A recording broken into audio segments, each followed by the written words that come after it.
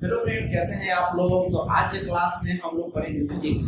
ये क्लास उनके लिए है जो 2026 में 10वीं बोर्ड के एग्जाम देने जा रहे हैं बिहार बोर्ड से। तो फिजिक्स भौतिकी इस बुक को मैं लेके चल रहा हूँ। हम लोगों ने चैप्टर पढ़ रहा था प्रकाश का अपवर्तन, जिसमें हम लोगों ने प्रिज्म को पढ़ लिया है। आज हम लोग पढ़ेंगे लेंस के बारे में। तो देखिए, एक बात ध्यान रखना है आपको कि लेंस जो है वह प्रिज्म से ही बनता है। ठीक, मान लेते हैं ये एक प्रिज्म है, ठीक है, ये प्रिज्म है, ठीक है, और ये एक दूसरा प्रिज्म है, ठीक है। इस प्रिज्म में अगर इस तरह से प्रकाश जा रहा है तो इसमें प्रकाश का अपवर्तन होगा, यहाँ पे भी अपवर्तन होगा और यहाँ पर भी अपवर्तन। अपवर्तन के बाद वह अपने आधार की ओर जुड़ जाएगा। उसी तरह से यहाँ पर अगर कोई प्रकाश इस तरह से जा रहा है तो यहाँ पर अपवर्तन होगा और यहाँ पर भी अपवर्तन होगा, आधार की ओर मुड़ जाएगा। ठीक है, मेन इसमें याद ये रखना है कि प्रिज्म के बाद मेरा आपको ध्यान ये रखना है कि प्रिज्म में प्रकाश जब आता है तो ये निर्गत प्रकाश किरण अपने आधार की ओर मुड़ जाता है। अब ये एक प्रिज्म ये है, दूसरा प्रिज्म ये है, दोनों को अगर इस तरह से सटा कर बना दे इस तरह से, तो ये लगभग लेंस की तरह दिख रहा है। कैसा लेंस? उत्तल लेंस, उत्तल लेंस की तरह दिख रहा है। तो यहाँ पे जो प्रकाश किरण आ रहा है, ये प्रकाश किरण निर्गत होने के बाद आधार की ओर मुड़ जाएगा और ये भी प्रकाश किरण निर्गत होने के बाद आधार की ओर मुड़ जाएगा। इस तरह से ये प्रकाश किरण ऐसे है, निर्गत के बाद इधर गया, ये निर्गत के बाद इधर गया, और दोनों के जहाँ पे ये दोनों मिल रहा है, दोनों का आधार जहाँ मिल रहा है वहां से प्रकाश किरण जाएगा, तो ये प्रकाश किरण सीधे इस तरह से निकल जाएगा। ठीक है, तो पता चला ना ये उत्तल लेंस जो है वह कैसे बना है। तो दो प्रिज्म को एक साथ मिला के हम मान सकते हैं। इसलिए कहा जाता है कि जो उत्तल लेंस है, इस उत्तल लेंस में जब प्रकाश किरण ऐसे जाता है तो अपवर्तन के बाद ये निर्गत जो प्रकाश किरण होता है वो इस तरह से ये मुख्य अक्ष की ओर मुड़ जाता है और ये भी निर्गत होने के बाद ये मुख्य अक्ष की ओर मुड़ जाता है। ठीक है, ये बात समझ में आ गई आपको। अब देखिए, ये जो उत्तल लेंस है, हमने यहाँ कहा कि एक और दो प्रिज्म फोकल बना है। अगर इसको हम मान ले कि ये जो उत्तल लेंस है, ये उत्तल लेंस छोटे छोटे बहुत सारे प्रिज्म से मिलकर बने हुए हैं। ऐसा भी मान सकते हैं कि ये एक प्रिज्म, ये दूसरा प्रिज्म, ये तीसरा प्रिज्म, ये चौथा प्रिज्म, ये पांचवा प्रिज्म, यहाँ तक, और ये छठा प्रिज्म। ठीक है, इस तरह से मान सकते हैं। ठीक है, तो जो पहला प्रिज्म, इस प्रिज्म की अगर बात करेंगे तो ये प्रकाश किरण को सबसे ज्यादा मुड़ेगा। दूसरा वाला प्रकाश किरण को थोड़ा सा कम मुड़ेगा। क्यों ऐसा? क्यों ऐसा? इसलिए क्योंकि देखिए, ऊपर वाला जो एक नंबर वाला प्रिज्म है, इसका प्रिज्म एंगल ये है, ठीक है। लेकिन अगर इसकी बात करें तो इसका प्रिज्म एंगल अगर ऐसे ऐसे ऐसे ऐसे करके निकालेंगे,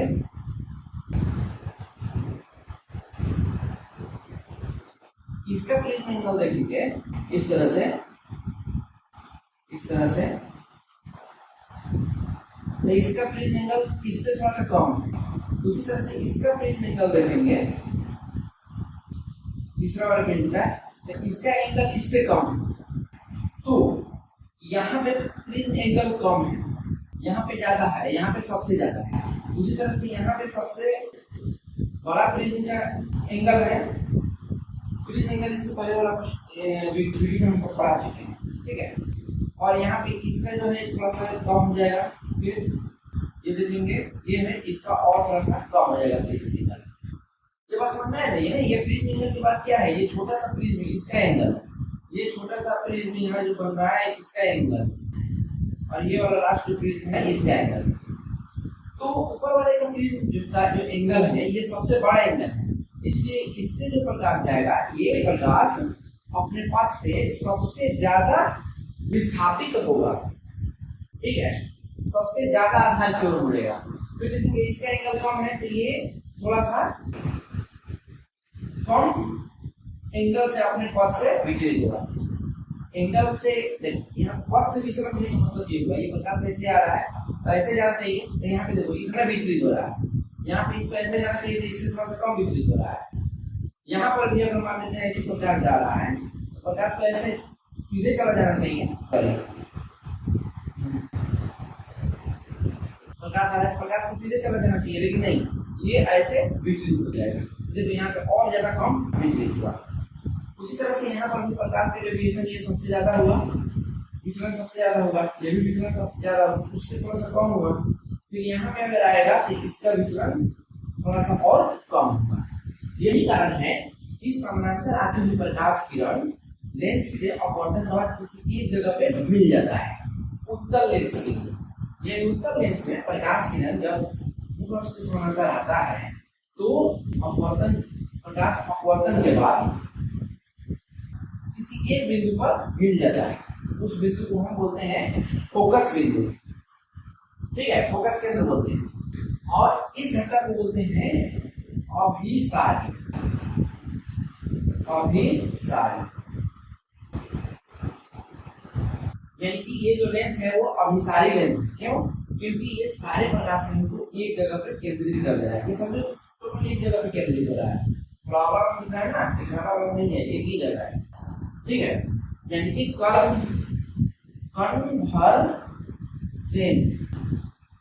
कन्वर्जेंट लेंस, अभिसारी लेंस। समझ में आ गई आपको? इसी तरह से अगर हम अवतल लेंस की बात करें,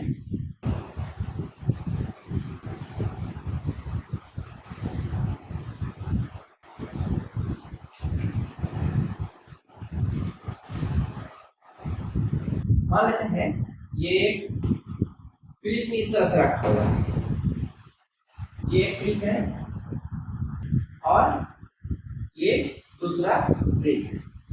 इस प्रिज्म में जब प्रकाश किरण ऐसे आएगा तो अपवर्तन के बाद क्या होता है, जो निर्गत प्रकाश होता है वो आधार की ओर मुड़ जाता है। इस प्रिज्म का आधार ये है तो इधर मुड़ गया है, इधर से प्रकाश आया और आधार की ओर मुड़ गया। इसमें भी प्रकाश जब इधर आएगा तो ये निर्गत किरण, ये नीचे आधार है इसके, इधर की ओर मुड़ जाएगा। तो जब दोनों को एक साथ मिला के अगर हम देखेंगे इस तरह से,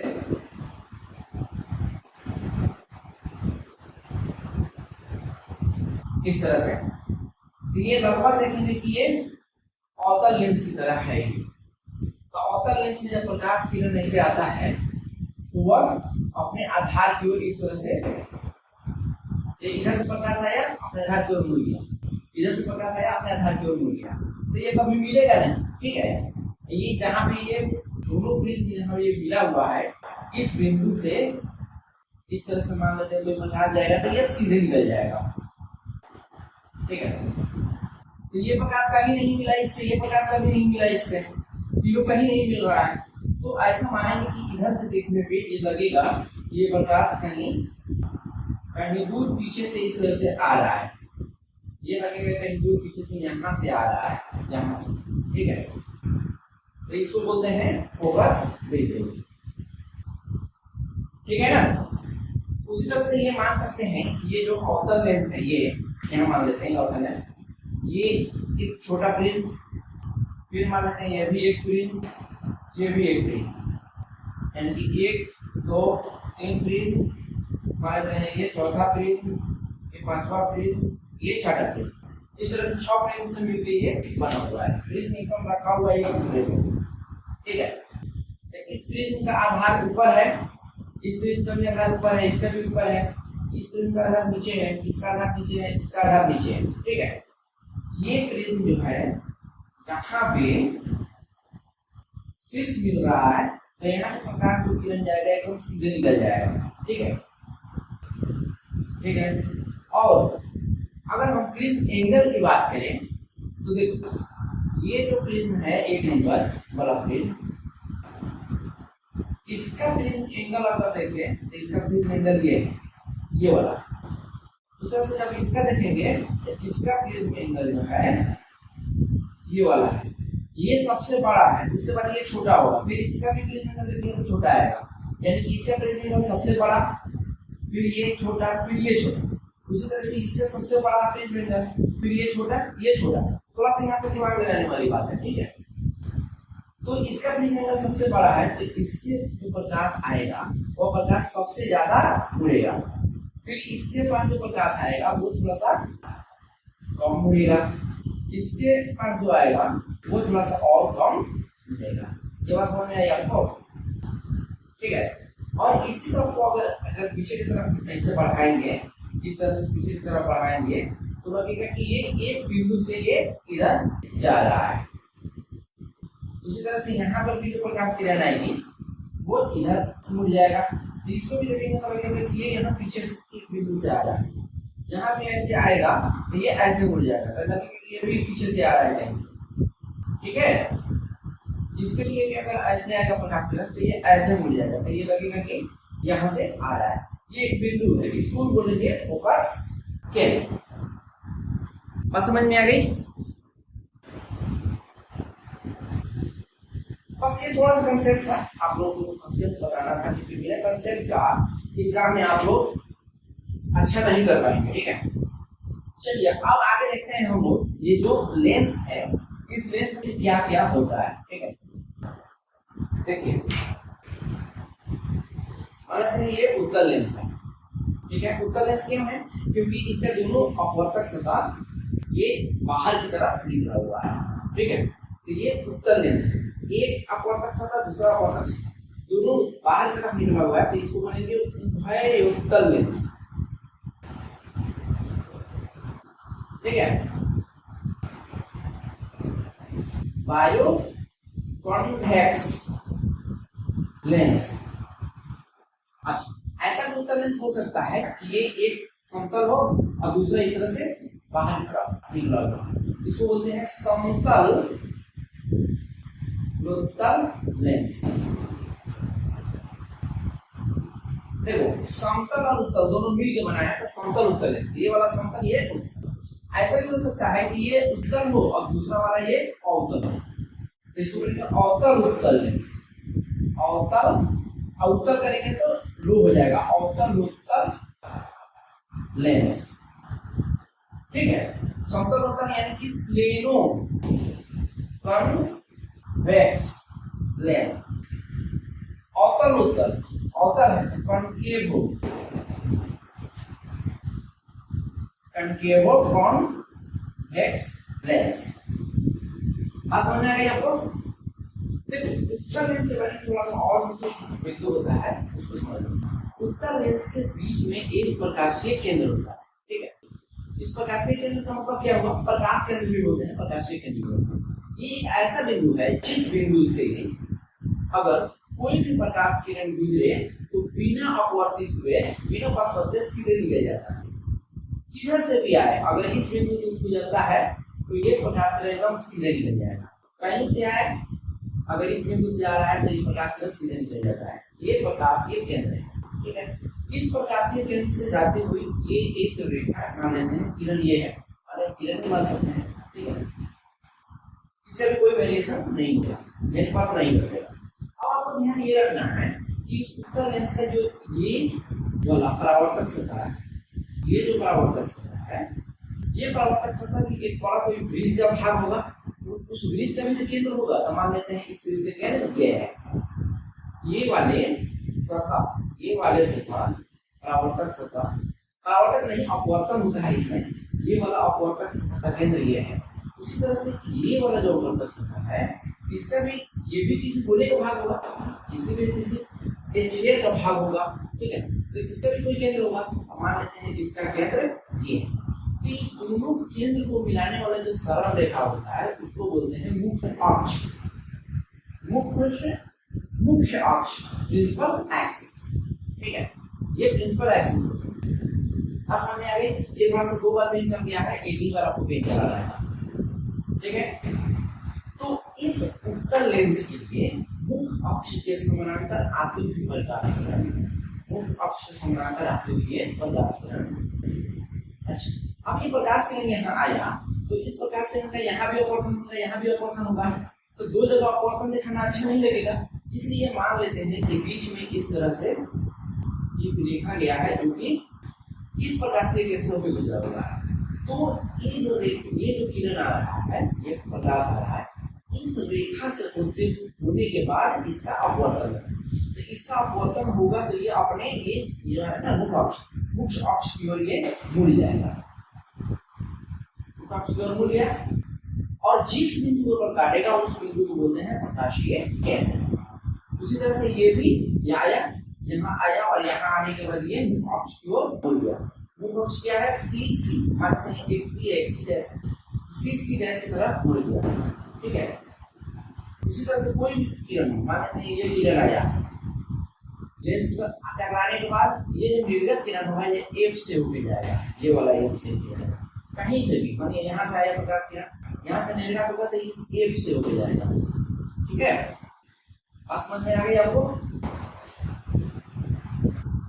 ठीक है, चलिए अब फोकल लेंस के बारे में देखते हैं।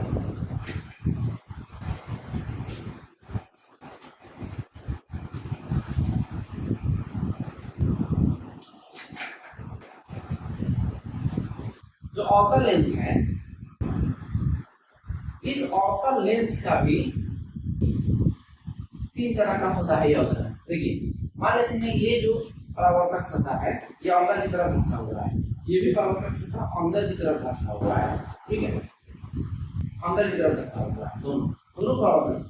ऐसा अवतल लेंस जिससे दोनों परावर्तक सतह अंदर की ओर धंसा हुआ है, इसको बोलते हैं उभयावतल लेंस। उभय मैंने दोनों, तो उभय अवतल, तो दोनों को जोड़ेंगे तो उभयावतल लेंस, ठीक है। बायो कॉनकेव लेंस, ठीक है।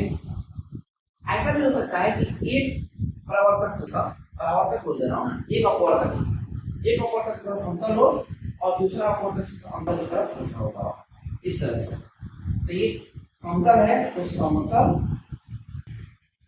अवतल है, समतल लावतल, समतल और अवतल दोनों एक साथ बोलेंगे, समतल अवतल लेंस, ठीक है, यानी कि प्लेनो कॉनकेव लेंस, ठीक है।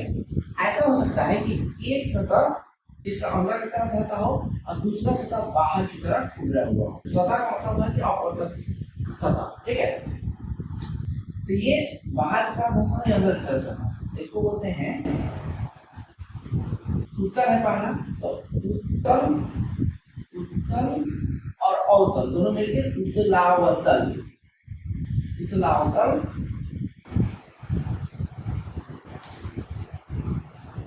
लेंस बोलेंगे। नहीं, सबसे पहले अवतल से शुरू करते हैं। अवतल, ये जो अवतल लेंस का ये प्रकार है ना, तो अवतल प्लस उत्तल, तो अवतलोत्तल लेंस,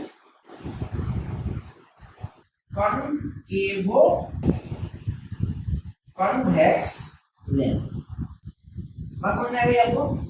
अच्छा, इसमें भी एक प्रकाशीय केंद्र होता है, जिस प्रकाशीय केंद्र से अगर कोई प्रकाश किरण जाएगा तो बिना विचलित हुए सीधे निकल जाएगा, कहीं से भी नहीं। लेकिन अगर यहाँ से जा रहा है तो ये बिना विचलित हुए सीधे निकल जाएगा, इस तरह से जा रहा है तो ये बिना विचलित हुए सीधे निकल जाएगा, ठीक है। तो ये प्रकाशीय केंद्र हो गया, प्रकाशीय केंद्र भी होता है, प्रकाश केंद्र भी होता है, ठीक है। अच्छा, इसकी अगर बात करें, ये परावर्तक सतह भी, ये अपवर्तक सतह, परावर्तक बार बार बोला जा रहा है, उसको आप माइंड कीजिए। इस लेंस का ये वाला जो अपवर्तक सतह है, ये भी एक किसी वृत्त का भाग है, इसका भी एक केंद्र होगा, मान लेते हैं ये केंद्र सी डैश। उसी तरह से ये जो सतह है, ये भी देख रहे हैं कि ये वृत्त जैसा दिख रहा है, यानी कि अभी ये किसी न किसी वृत्त या किसी न किसी लेंस का एक भाग होगा, ठीक है। तो उसका हमारे केंद्र है, उसका केंद्र मान लेते हैं ये सी है। तो ये दोनों केंद्र को मिलाने वाला जो रेखा है सी और सी डैश, इसको बोलते हैं मुख्य अक्ष, ठीक है। मुख्य अक्ष हो गया। यहाँ पर इस मुख्य अक्ष के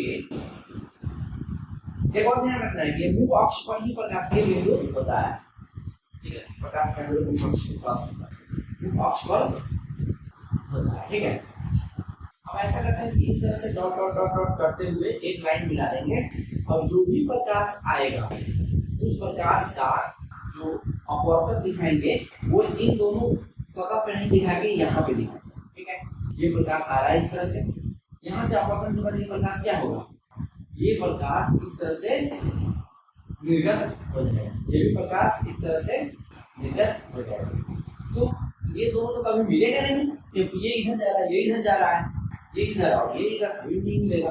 तो इसको अगर पीछे की तरफ चलाएंगे, पीछे की तरफ ले जाएंगे तो लगेगा कि ये किसी बिंदु से होते हुए आ रहा है, ये वाला इसको तो पीछे की तरफ ले जाएंगे तो लगेगा कि इस बिंदु से होके आ रहा है। तो इसी को कहते हैं हम लोग फोकस केंद्र। ठीक है, समझ में आ गई आपको? ओके, अब हम लोग जल्दी से देख लेते हैं कि उत्तल लेंस में जो प्रतिबिंब बनता है वो प्रतिबिंब किस तरह से बनता है। ठीक है,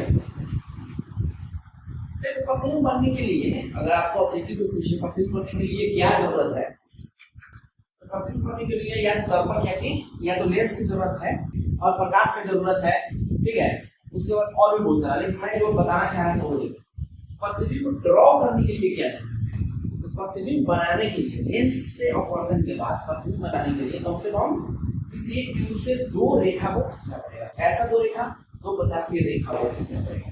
तो मान लेते हैं ये उत्तल लेंस है, इस उत्तल लेंस में ये मुख्य अक्ष है। ठीक है, जिसका ये केंद्र है और ये केंद्र है, इसका केंद्र ये है और इस सतह का केंद्र ये, दोनों को मिलाने वाला रेखा ये प्रधान अक्ष है। ठीक है, और ये प्रकाशीय केंद्र है। तो इसको डॉट डॉट करते हुए इस तरह से अगर हम मिलाएंगे तो इसलिए मिला रहे हैं क्योंकि प्रकाश का अपवर्तन यहीं पे हम दिखाएंगे। ठीक, तो जब वस्तु, अच्छा ये केंद्र हो गया, ये बीच में फोकस हो गया, ये बीच में फोकस हो गया। ठीक है, अच्छा ध्यान ये रखना है, आपको याद ये रखना है कि यहाँ से यहाँ तक के बीच का जो दूरी है ना उसको बोलते हैं आसूचित करते हैं, इसको बोलते हैं त्रिज्या। त्रिज्या किसका, तो ये जो अपवर्तक सतह है, इस अपवर्तक, ये अपवर्तक सतह जिस बड़े आकृति का भाग है, जिस बड़े आकृति का भाग है उस आकृति का, वो आकृति वृत्तीय है, उस वृत्त का त्रिज्या r। ठीक है, और यहाँ से और ये फोकस दूरी के बीच की फोकस बिंदु, यहाँ लेंस और फोकस बिंदु के बीच की जो दूरी होता है, फोकस बिंदु या फोकस है, लेंस और फोकस के बीच की दूरी होता है, उसको हम एक से सूचित करते हैं, इसको फोकस दूरी कहते हैं। इन दोनों में संबंध होता है, संबंध क्या होता है कि r बराबर होता है 2 × f, यहाँ मैं लिख देता हूँ त्रिज्या बराबर 2 × f, r बराबर 2 × f। कहने का मतलब ये है यहाँ से यहाँ तक f है और यहाँ से यहाँ भी ये f ही है, यानी कि f मिलकर ये r बना है, ये आपको ध्यान रखना है। ठीक है, ये कैसे होता है तो आप लोगों ने 9th क्लास में पढ़ा होगा, ऐसे होता है। ठीक है, चलिए तभी मैं वीडियो बना के बता भी दूंगा कैसे होता है। यहाँ पे हम लोग इमेज पढ़ेंगे। पहला कंडीशन ये है कि जब वस्तु प्रकाश, यहाँ पे जब वस्तु क्या बोलते हैं,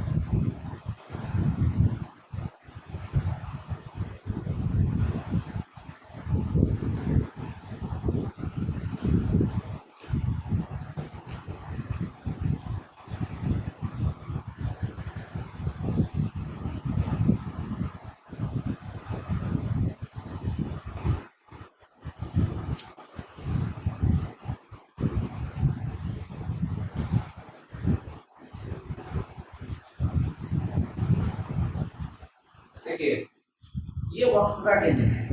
जब वस्तु वक्रता केंद्र और अनंत के बीच हो, यानी कि मान लेते हैं वस्तु यहाँ है, वक्रता केंद्र और इधर अनंत है ना, वक्रता केंद्र और अनंत के बीच में, तो वस्तु के शीर्ष से हम दो किरण लेते हैं। एक किरण लेते हैं इस मुख अक्ष के समानांतर, तो मुख अक्ष के समानांतर ये किरण आ गया, जो कि अपवर्तन के बाद इस फोकस से होकर गुजरेगा।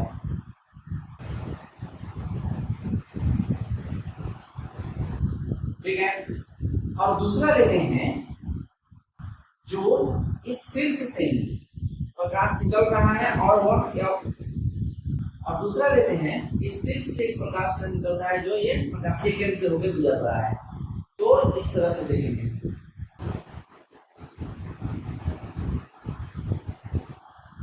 ठीक है, इस तरह से जहां पे ये मिल गया, तो जहां पे मिल रहा है वहीं पे ये प्रतिबिंब बन जाएगा। तो देख रहे हैं हम कि इस वस्तु के ये बिंदु से, ये वाला शीर्ष से जो प्रकाश निकल रहा है वह वास्तविक रूप से यहाँ पे मिल रहा है और यहाँ पे ये प्रतिबिंब बन रहा है। तो प्रतिबिंब कैसा बन रहा है? वस्तु कुछ के ऊपर है, प्रतिबिंब नीचे बन रहा है, यानी कि वस्तु का प्रतिबिंब उल्टा बन रहा है। ठीक है, उल्टा। और वास्तविक रूप से प्रकाश यहाँ पे कट रहा है तो वास्तविक प्रतिबिंब बन रहा है। ठीक है, और वस्तु बड़ा है, प्रतिबिंब छोटा है, तो छोटा प्रतिबिंब बन रहा है। तो आपसे पूछेगा कि उत्तल लेंस में जब वस्तु वक्रता केंद्र और अनंत के बीच में रहे तब प्रतिबिंब कहाँ बनता है? तो प्रतिबिंब वक्रता केंद्र और फोकस के बीच में बनता है, वस्तु से छोटा बनता है, उल्टा बनता है और वास्तविक बनता है। पहला ये कंडीशन हो गया। दूसरा कंडीशन में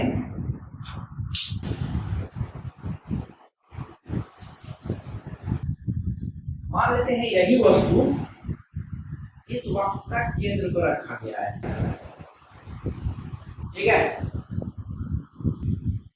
तो जब वक्रता केंद्र पर रखा गया है तो यहां से एक निकली हुई किरण प्रकाश, यहां से निकली हुई प्रकाश किरण लेंस से अपवर्तन के बाद एक से होते हुए यहां निकल गया। दूसरा किरण मानते हैं कि यहां से जाएगा। ठीक है, तो यहां से जाने के लिए ऐसा करते हैं कि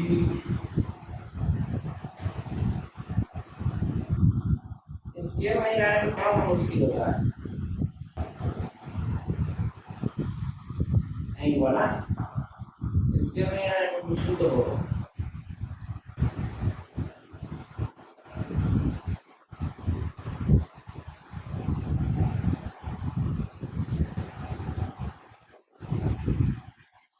गलत हो गया, क्या नहीं करें?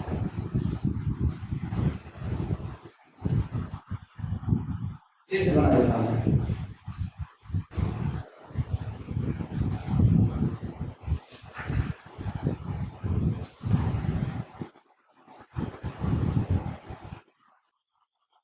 उत्तल लेंस है, प्रमुख अक्ष है, ये सी है, ये एफ है, ये सी है, ये एफ। ठीक है, ये फोकस बिंदु है, ये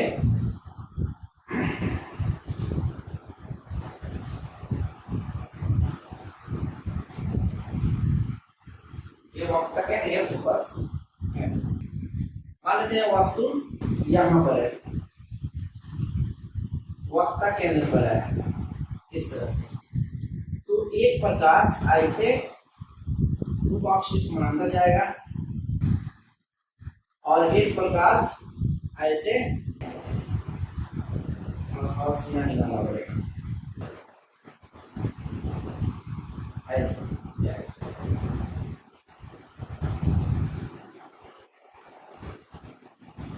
और ये अपवर्तन के बाद क्या होगा? फोकस से होके जाएगा।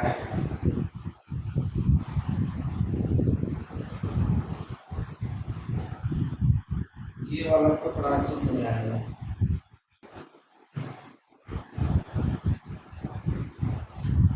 अब ठीक मिलेगा, ठीक है।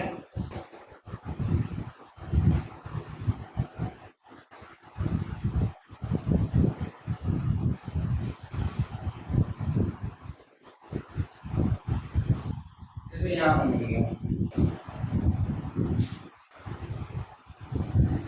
यानी कि वस्तु भी कहाँ बन रहा है, जो वक्र केंद्र वस्तु है तो इस वस्तु का प्रतिबिंब भी वक्र केंद्र बनेगा, और जितना बड़ा ये वस्तु है उतना ही बड़ा ये प्रतिबिंब भी दिख रहा है, ठीक है।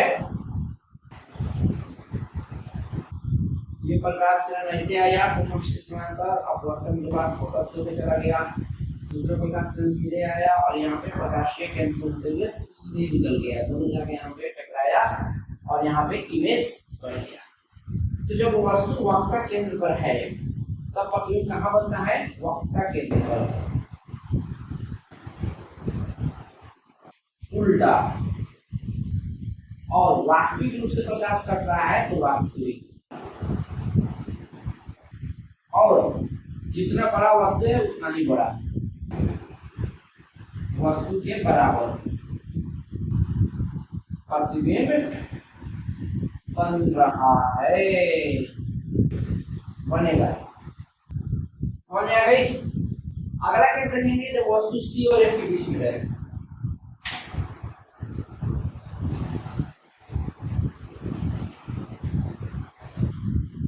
देखो YouTube में छोटे छोटे शॉर्ट्स देखने से अच्छा है कि आप पढ़ लो, ठीक है। थोड़ा सा लंबा वीडियो होगा लेकिन वीडियो का जो क्वालिटी है वो अच्छा होगा। भले मेरे पास डिजिटल बोर्ड नहीं है लेकिन जो मैं पढ़ा रहा हूँ बिल्कुल एक्यूरेट पढ़ा रहा हूँ, कॉन्सेप्ट से पढ़ा रहा हूँ, कॉन्सेप्ट के लिए पढ़ा रहा हूँ ताकि आपका एग्जाम अच्छा जाए, ठीक है। पढ़ने वाले बच्चे पढ़ ही लेंगे। देखो उत्तल लेंस है, ये एफ है, ये सी है। सबसे पहले जितना दूरी पर एफ रहेगा उतना ही दूरी में सी रहेगा, ठीक है। उसी तरह से ये एफ ये सी है, ठीक है। जब वस्तु वक्र केंद्र और फोकस दूरी के बीच हो, वक्र केंद्र और फोकस के बीच हो, मान लीजिए वस्तु ये है, ठीक है। तो इस वस्तु के इस बिंदु से एक मुख अक्ष के समांतर प्रकाश किरण ले लिया जो कि अपवर्तन के बाद इस फोकस होके गुजरेगा।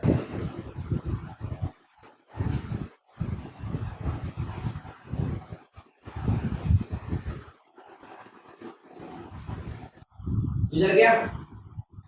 दूसरा मान लेते हैं कि ये प्रकाशीय केंद्र से होकर गुजर रहा है,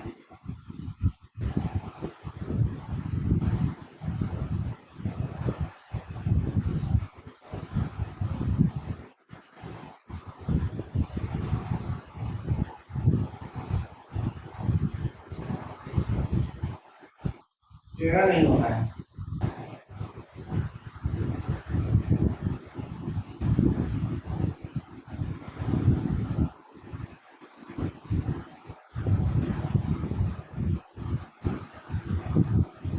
यहाँ पे कर लिया तो इसको अगर हम ऐसे करेंगे तो देख लो ये प्रतिबिंब बन रहा है वक्र केंद्र और अनंत के बीच में, यानी कि जब वस्तु वक्र केंद्र और फोकस के बीच में रहेगा तो प्रतिबिंब वक्र केंद्र और अनंत के बीच में बनेगा, ठीक है।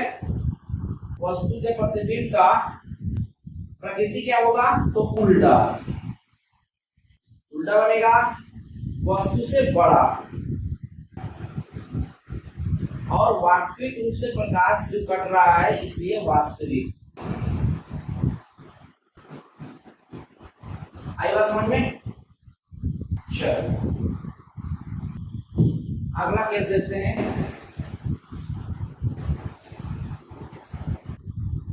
ये आपको एग्जाम में पूछेगा, आपको ड्रॉ करना पड़ेगा एग्जाम में। ये उत्तल लेंस है, ठीक है।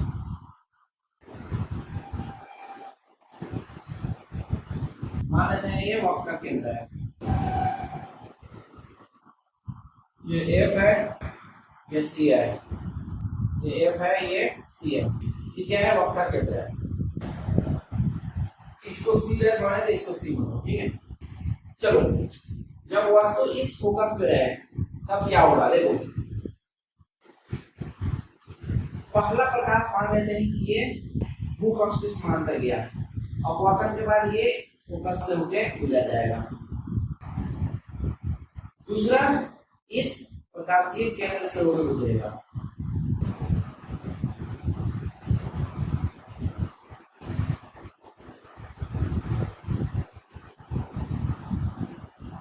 ये टेढ़ा क्यों हो रहा है भाई? सीधे जाता। तो देख रहे हैं कि ये जो फोकस से ऊपर गुजरा वह इधर जा रहा है, जो वक्रता केंद्र से आ रहा है वो इधर जा रहा है, ये उधर जा रहा है, ये इधर जा रहा है। दोनों के बीच दूरी हमेशा बढ़ते जा रहा है। ये दोनों कभी आपस में नहीं कटेगा, नहीं। कुछ तो कर रहा है भाई। ये देखो, ये लगता है कि हमने टेढ़ा ऐसे बना लिया है, ठीक है ना? ऐसे आया, यहाँ से हो गया टेढ़ा, हो गया। टेढ़ा नहीं होगा, ये सीधा बनाएंगे, सीधा। अब देखो, देखने से लग रहा है कि ये दोनों एक दूसरे के समानांतर हैं, ठीक है? यानी दोनों एक दूसरे को कभी नहीं काटेगा। कटेगा कहाँ? अनंत पे मान लो कि कट गया जाके। तो जब वस्तु उत्तल लेंस के लिए वस्तु जब फोकस पे रहेगा तो प्रतिबिंब कहाँ बनेगा? अनंत पर। वस्तु कैसा बनेगा? वस्तु का प्रतिबिंब कैसा बनेगा? तो वास्तविक, ठीक है। अनंत पे बन रहा है तो देखो, मान लेते हैं अनंत पे कटा, अनंत से फिर इस वक्र के बनाएंगे तो वस्तु बहुत बड़ा रहेगा, तो बड़ा प्रतिबिंब बनेगा। प्रतिबिंब बहुत बड़ा रहेगा। मान लीजिए इसे जा सकता है अनंत पे कटा, कहीं उधर अनंत पे कटा, कहीं कटा, तो वहां जहां कटा वहां से अगर इस वक्र केंद्र पे अगर खींचेंगे तो प्रतिबिंब बहुत बड़ा रहेगा, तो बहुत बड़ा बड़ा, ठीक है। जब फोकस में रहेगा तो अनंत पे बनेगा।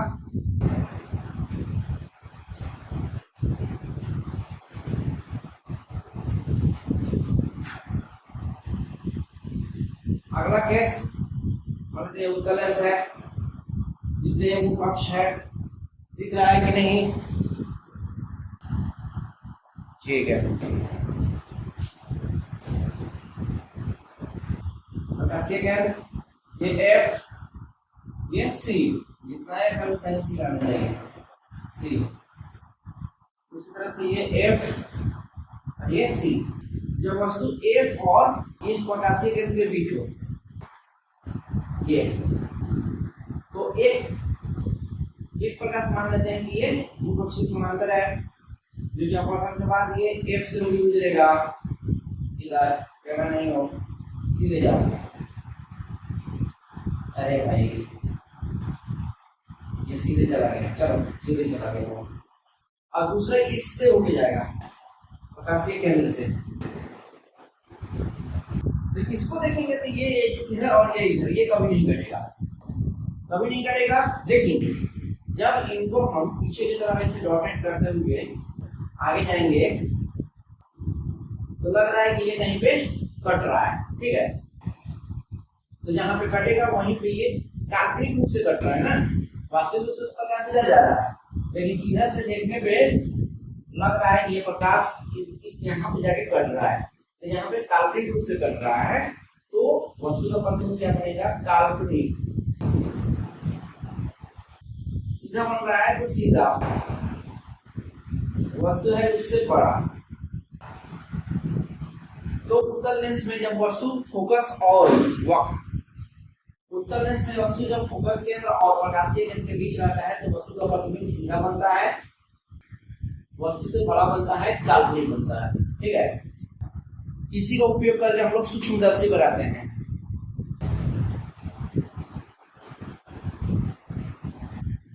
आपसे पूछेगा सरल सूक्ष्मदर्शी का तस्वीर बनाए तो यही बनाएंगे। सरल सूक्ष्मदर्शी में एक उत्तल लेंस होता है और उसका जो फोकस जो दूरी होता है वो फोकस दूरी ऐसा होता है कि फोकस दूरी को ऐसे एडजस्ट किया जा सकता है, ठीक है। इस फोकस दूरी को बढ़ाया घटाया जा सकता है और वस्तु को फोकस दूरी और एफ के बीच में रखकर एडजस्ट किया जाता है और जितना बड़ा वस्तु देखना हो उतना बड़ा वस्तु हम लोग देखते हैं। ये डिपेंड करता है कि इसका फोकस दूरी कितना है, ठीक है। आगे हम लोग सूत्र से पढ़ेंगे तो उसमें देखेंगे। तो उत्तर लेंस में हम लोगों ने देख लिया जितना भी सारा ऑप्शन था, सारे ऑप्शन हम लोगों ने देख लिया। ऑप्शन दर्पण में प्रतिबिंब अगर करने का देखेंगे इसमें ज्यादा फूल फजल नहीं है। मान लेते हैं ये ऑप्शन दर्पण बोलती है ना, ऑप्शन लेंस भाई लेंस पढ़ रहा हूं, माने ये ऑप्शन लेंस है, ठीक है। ऑप्शन लेंस पे ये मुख्य अक्ष हो गया, यहाँ से ये प्रकाशीय केंद्र हुआ, यहाँ से लेके यहाँ तक ये एफ है, तो ये अक्ष पर क्या है वो प्रकाशीय केंद्र ये है और ये केंद्र है, वक्रता केंद्र बोलते हैं, वक्रता केंद्र। इस वक्र सतह के लिए जो केंद्र है ना, इसलिए इसका नाम है वक्रता केंद्र। उसी तरह से ये जो वक्र सतह है, इस सतह के लिए जो केंद्र होगा इधर, इसको बोलेंगे वक्रता केंद्र। यहाँ पे होगा फोकस केंद्र, ठीक है। तो जब वस्तु यहाँ पे हो, यहाँ पे होने का मतलब जब वस्तु वक्रता केंद्र में बनती है तब क्या हुआ, आने वस्तु थोड़ा सा छोटा दिखता है इस तरह से। एक जो है प्रकाश इस अक्ष के समांतर जाएगा, समांतर गया। लेंस में क्या लेते हैं, एक तो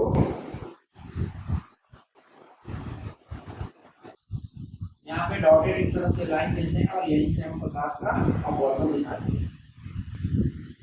तो अपवर्तन के बाद क्या होगा, विपक्षी के समांतर आती हुई प्रकाश किरण अपवर्तन के बाद क्या होता है, ये तो अवतल लेंस है ना, तो ये आधार की तरफ मुड़ेगा, ऐसे मुड़ जाएगा। तो उधर से देखेंगे तो ये लगेगा कि इस एफ से होके जा रहा है ये,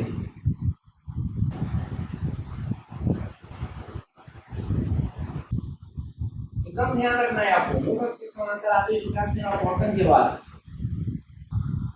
लगेगा कि ये फोकस केंद्र से होके जा रहा है।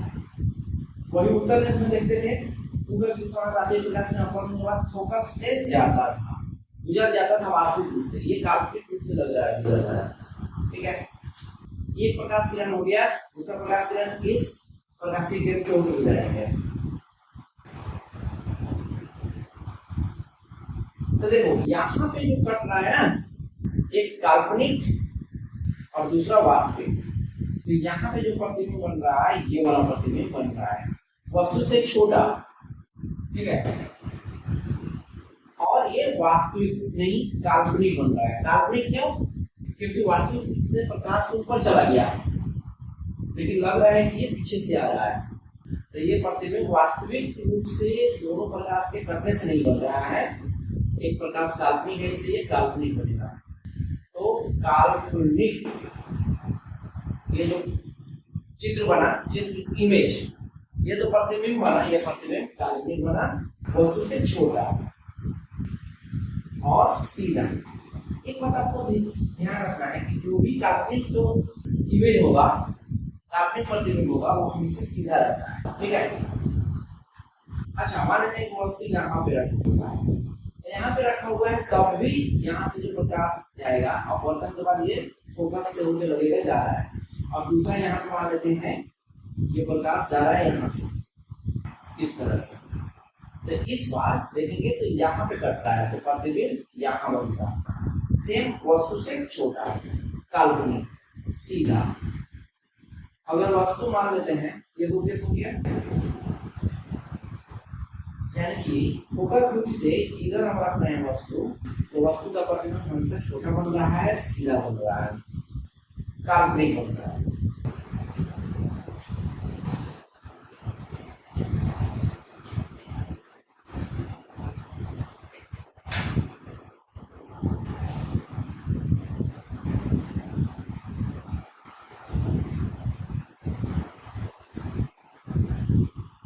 प्रकाशीय केंद्र ये एफ सी, ये एफ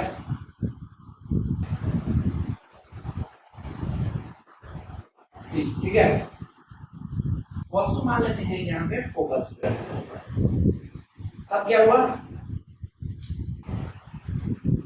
यहाँ पे हम दिखाएंगे प्रकाश का अपवर्तन, ठीक है।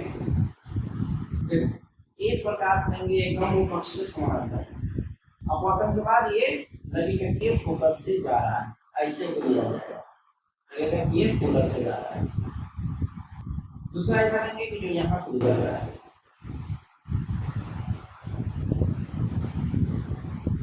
प्रतिबिंब कहाँ बना, यहाँ होगा, इस पर भी छोटा बना, यानी कि फोकस में वस्तु रहे या फोकस से इधर कहीं भी वस्तु रहे,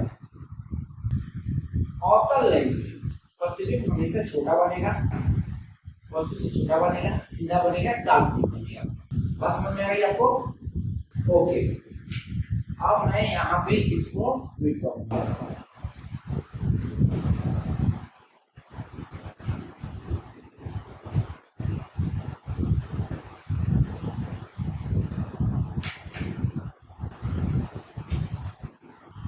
ये एफ है, मान लेते हैं वस्तु एफ और प्रकाशीय किरण के बीच में, तब क्या होगा, ऐसा होगा कि एक ध्रुव पक्ष के समानांतर एक किरण जा रहा है, क्योंकि अपवर्तन के बाद लगेगा कि ये एफ से गुजर रहा है, इस तरह से एफ से जाते हुए डॉटेड है, ये क्यों में इधर जाएगा, ध्रुव पक्ष के समानांतर आया और अपवर्तन के बाद इधर गया। देखिए ना मैं कितना ट्रिक से बनाया इसको। और दूसरा क्या होगा, इस प्रकार से कैंसिल होके मिलेगा, तब भी देख रहे हैं कि वस्तु का प्रतिबिंब यहाँ बन रहा है, छोटा ही बन रहा है, यानी कि अवतल लेंस से प्रतिबिंब लेंस से इधर कहीं भी रहे, वस्तु का प्रतिबिंब हमेशा छोटा बनेगा, सीधा बनेगा और काल्पनिक बनेगा।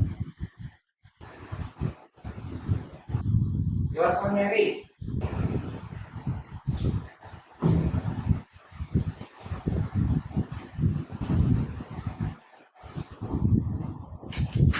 चलो, तो हमने प्रतिबिंब को अच्छे से देख लिया। तो हम लोगों ने देखा कि इस अवतल लेंस में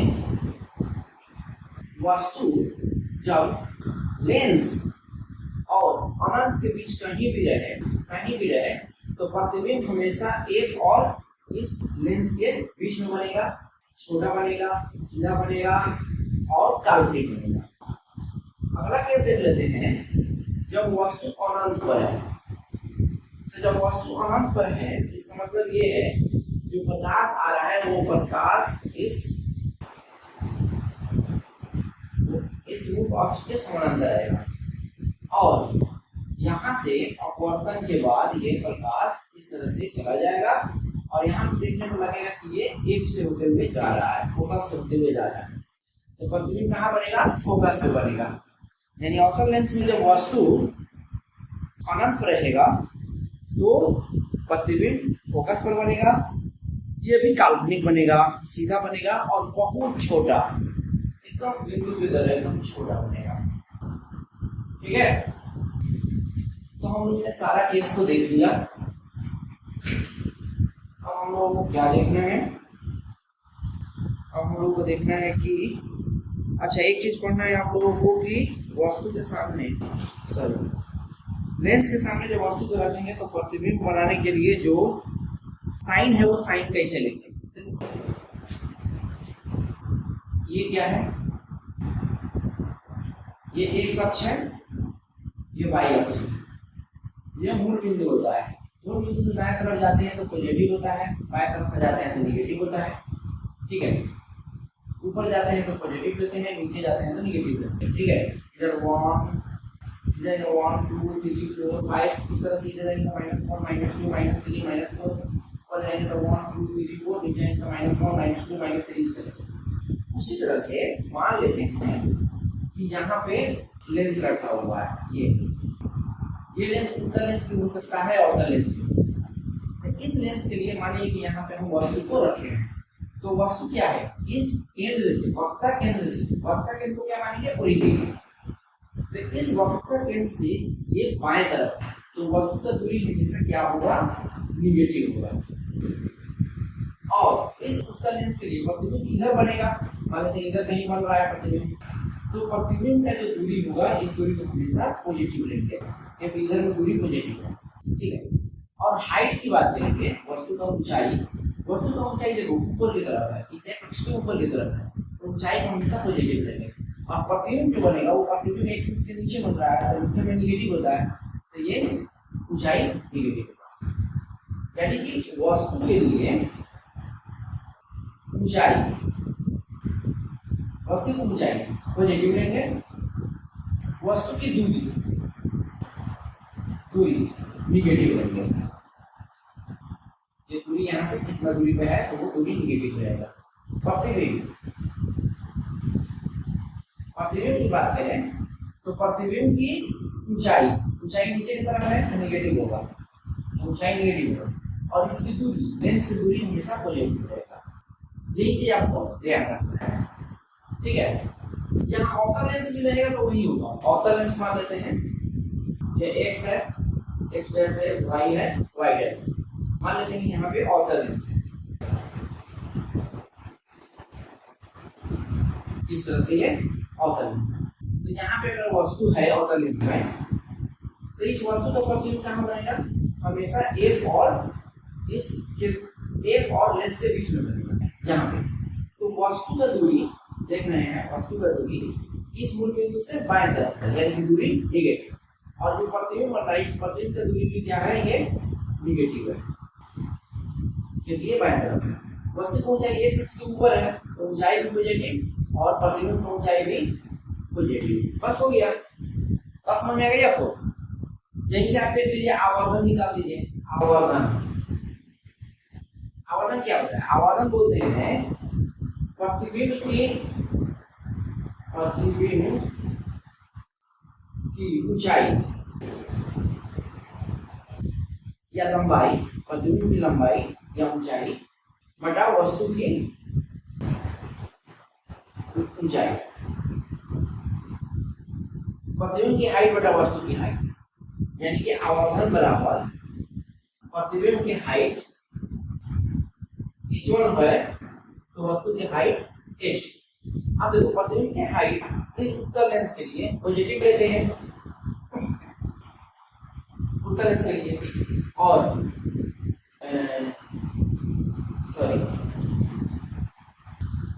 प्रतिबिंब की हमेशा h2 है।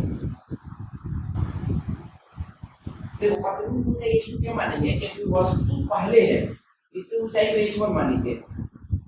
यहाँ से ही ये बन रहा है, वस्तु से ये बन रहा है, दूसरी बार में बन रहा है, इसलिए h2 तो h2 बटा h1। उत्तल लेंस के लिए h2 की बात करेंगे तो h2 ये है, हमेशा निगेटिव है, निगेटिव, तो माइनस h2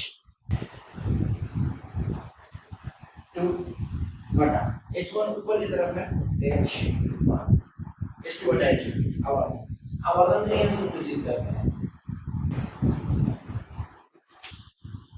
बात समझ में आई आपको?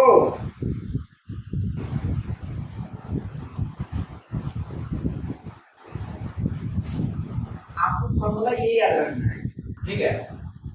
और ये उत्तल लेंस के लिए मैं बताया आपको, उत्तल लेंस के लिए माइनस h2 बटा h2।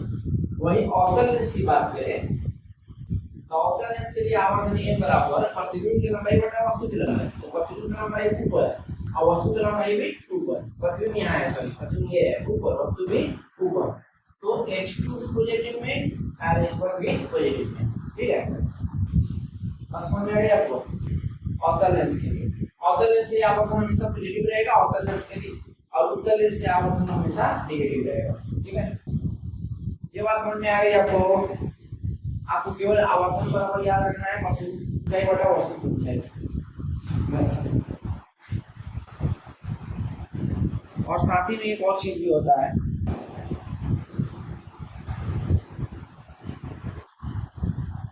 v बटा u भी होता है, ठीक है।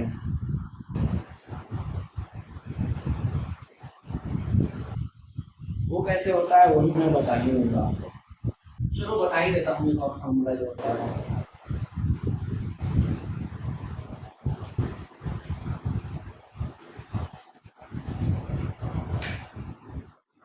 बात है ये उत्तर लेंस, ये मुख अक्ष है। मान लेते हैं कि प्रतिबिंब बनाना है हमको। ये एफ हो गया, ये भी एफ हो गया, ये सी हो गया, ये सी डैश हो गया। मान लीजिए हमको प्रतिबिंब बनाना है यहाँ पर, ये वस्तु यहाँ पर है, ठीक है, यहाँ पे वस्तु, ये वस्तु। तो यहाँ से मुख अक्ष की सीमा तक एक जुड़ेगा, ठीक है। ये रेखा अपवर्तन के बाद क्या हुआ, ये प्रकाश, ये प्रकाश प्रकाश प्रकाश प्रकाश अपवर्तन के बाद क्या हुआ, ये एफ से हो गया, इसे गुजर गया। दूसरा ये प्रकाश से कैंसिल होते हुए गुजरा और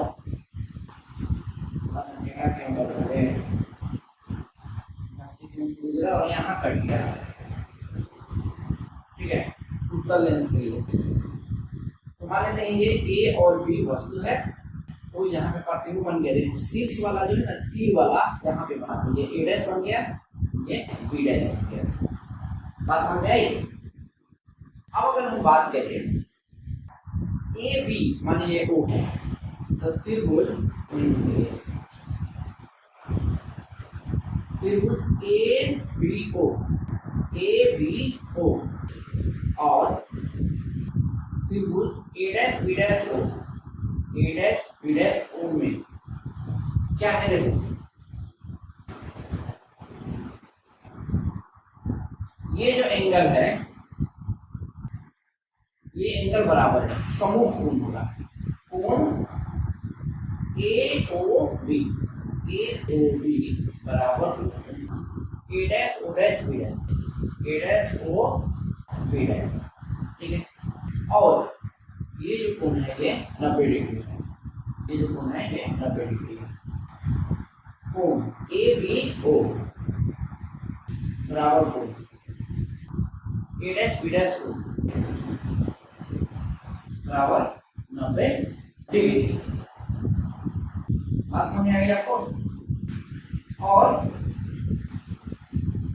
क्या और क्या,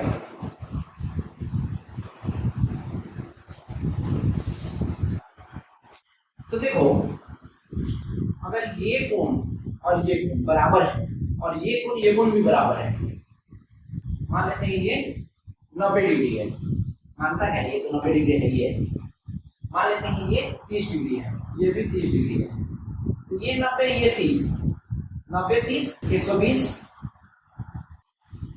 90 30 कितना हो जाएगा 120।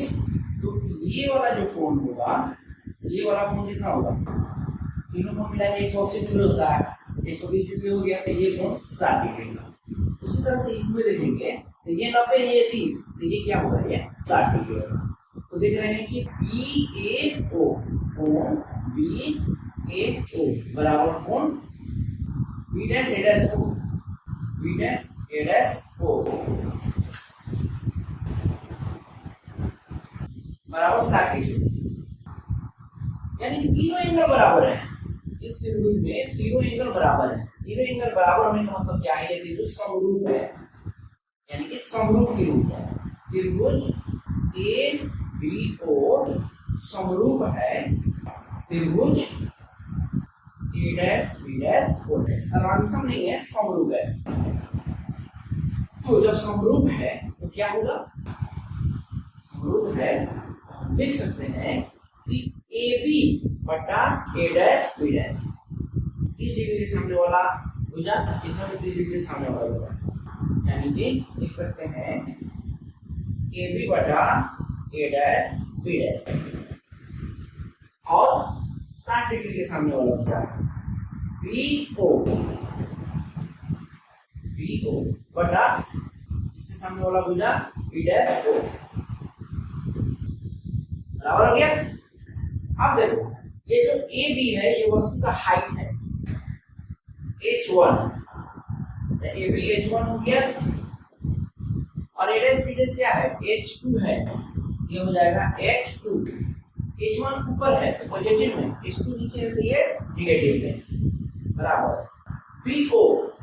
PO वस्तु का दूरी है, वस्तु का दूरी को हमेशा U से डिनोट करते हैं। ये हो गया ऊपर में U और ये बाएं तरफ है तो ये निगेटिव में रहेगा। और V डैश O प्रतिबिंब की दूरी है, प्रतिबिंब की दूरी को हमेशा V से सूचित करते हैं। और ये दाएं तरफ है, इस ओरिजिन से दाएं तरफ है तो ये पॉजिटिव में है V। समझ में आ गई? यानी कि H2 बटा H1 बराबर माइनस V बटा U। देखो यहाँ पे क्या आया, कहाँ लिखो, यहाँ लिख देता हूँ H1 बटा माइनस H2, H1 बटा माइनस H2 बराबर U बटा V माइनस U बटा V।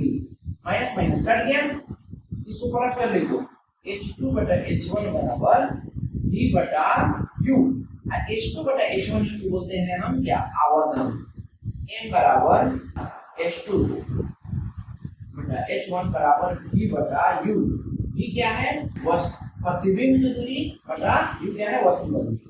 ये भी एक फॉर्मूला हो गया उत्तल लेंस के लिए, ठीक है।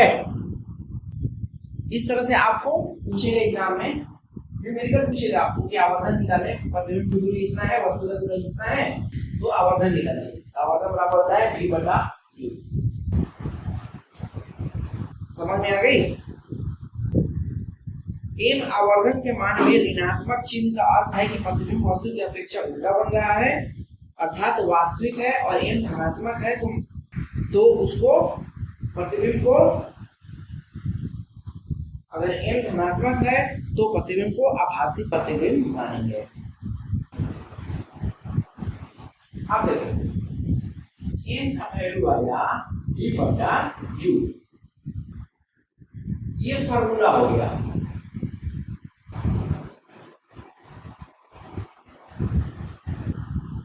ठीक है, अगर आपको बोलेगा आपको कि उत्तल लेंस में कोई वस्तु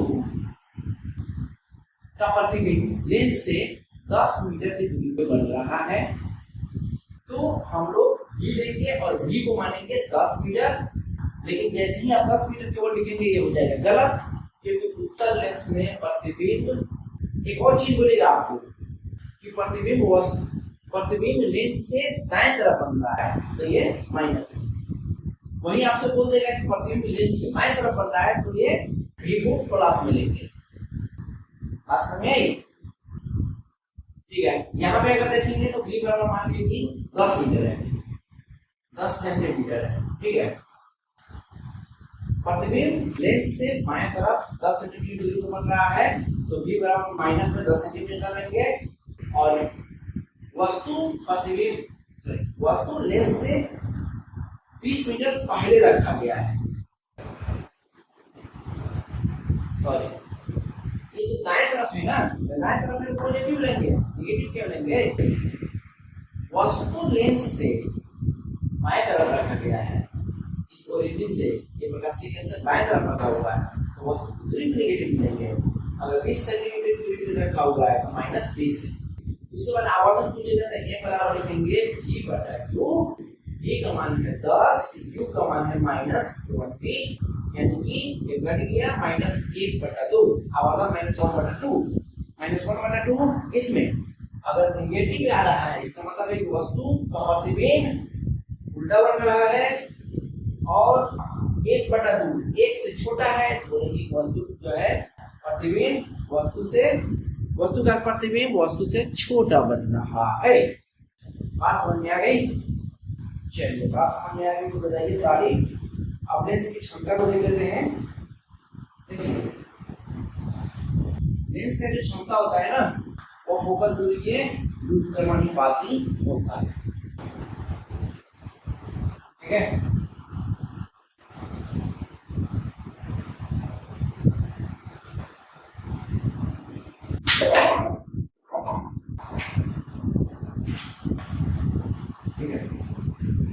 क्षमता, लेंस की क्षमता। देखो, लेंस की क्षमता को हमेशा P से यूनिट करते हैं और वह होता है 1/f। पोस्ट में लिख लो जहां f मीटर में हो, ठीक है। इसको बोलते हैं आवर्धन, आवर्धन बोलते हैं। आवर्धन तो दूसरा चीज हो, अभी पहले हम लोग पढ़े आवर्धन। लेंस की क्षमता बोलते हैं, ठीक है।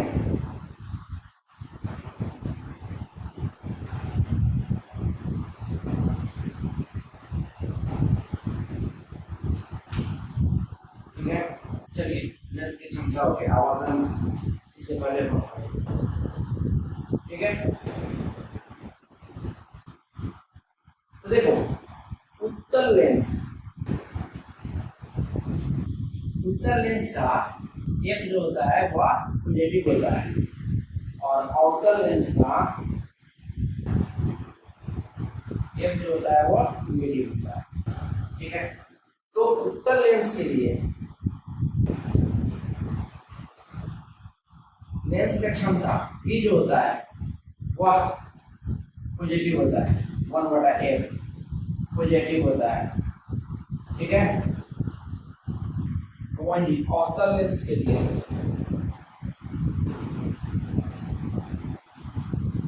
लेंस की क्षमता बराबर 1/f क्या होता है, निगेटिव होता है।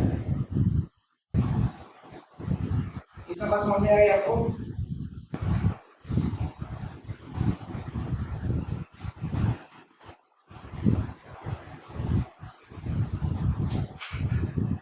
ये देखो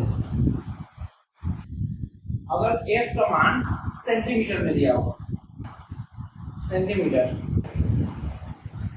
तो f को क्या करेंगे, सबसे पहले मीटर में बदलेंगे, ठीक है। तो मीटर बदलने के लिए उसको 100 से भाग देंगे तो f मीटर हो जाएगा। तो उस समय p निकालेंगे तो p बराबर 1/f होता है ना। तो 1 बटा ये f का मान क्या है, 1/100 है, तो 1/100 लिखेंगे तो 100 ऊपर हो जाएगा तो 100/f हो जाएगा, इतना। यानी कि जब सेंटीमीटर में दिया रहेगा तो उसको सबसे पहले हम मीटर में बदलेंगे, मीटर में बदलने के बाद ही हम 1/f करेंगे, ठीक है। तब जाके हम निकालेंगे लेंस का क्षमता। लेंस की क्षमता का मात्रक होता है डायोप्टर, यूनिट मात्रक डायोप्टर, DIOPTER, डायोप्टर, ठीक है। ये टीआरई होता है, DIOPTER डायोप्टर। आपसे पूछेगा कि क्षमता, लेंस का क्षमता का यूनिट क्या है, तो डायोप्टर, डायोप्टर, ठीक है। आपसे पूछेगा कि लेंस की क्षमता निकालने के लिए लेंस का फोकस सेंटीमीटर में होना चाहिए या मीटर में, तो आपको बताना पड़ेगा कि मीटर में, ठीक है। अच्छा, ये तो आपका एक लेंस का हो गया। जो सूक्ष्मदर्शी होता है या बड़ा बड़ा मशीन होता है उसमें बहुत सारे लेंस मिला के बनाया जाता है। तो बहुत सारे लेंस एक साथ मिलकर बना होता है। तो मान लीजिए ये f1 है, ये f2 है, ये f3 है, f4 है। उस समय में अगर पूछेगा कि इस पूरे मशीन का क्षमता कितना है, तो पूरे मशीन की क्षमता इसका पहले निकालेंगे P1 बराबर 1/f1, इसका P2 निकालेंगे तो 1/f2, P3 निकालेंगे तो 1/f3, P4 निकालेंगे तो 1/f4, ठीक है। उसके बाद क्षमता निकालेंगे, टोटल क्षमता P बराबर होता है P1 plus P2 plus P3 plus P4, यानी जितना रहेगा उतना, ठीक है, उतना डायोप्टर। अच्छा, एक और आपसे ऑब्जेक्टिव पूछ जाएगा कि क्षमता का जो मात्रक है, लेंस के क्षमता का मात्रक डायोप्टर है, कितने में लिखते हैं, डायोप्टर, डायोप्टर या डायोप्टर है। लेकिन आपसे पूछेगा कि एसआई यूनिट क्या है, एसआई मात्रक क्या है। तो एसआई मात्रक हमेशा क्या होता है, देखो ये जो होता है 1/f, यहाँ समझो 1/f होता है, f को हमेशा मीटर में लेते हैं, तो 1/मीटर, एसआई मात्रा क्या हुआ 1 बटा मीटर, 1 बटा मीटर को लिख सकते हैं m टू पावर -1। तो एसआई मात्रा होता है m टू पावर -1। ये वीवीआई है, आपके एग्जाम में ये पूछेगा ही पूछेगा। तो बच्चों हम लोगों ने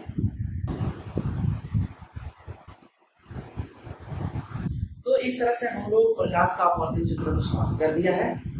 अगले वीडियो में हम लोग क्वेश्चन बैंक को पढ़ेंगे, यानी कि प्रीवियस ईयर जितना भी क्वेश्चन आया हुआ है उस क्वेश्चन का हम लोग सॉल्यूशन पढ़ेंगे। ठीक है, अगर आप लोग रिकमेंड करेंगे, कमेंट करेंगे कि इस बुक का जो ऑब्जेक्टिव और इस बुक का जितना न्यूमेरिकल दिया है उस न्यूमेरिकल को करा दें, उसके लिए मैं एक अलग वीडियो बना सकता हूँ, लेकिन कमेंट के बाद।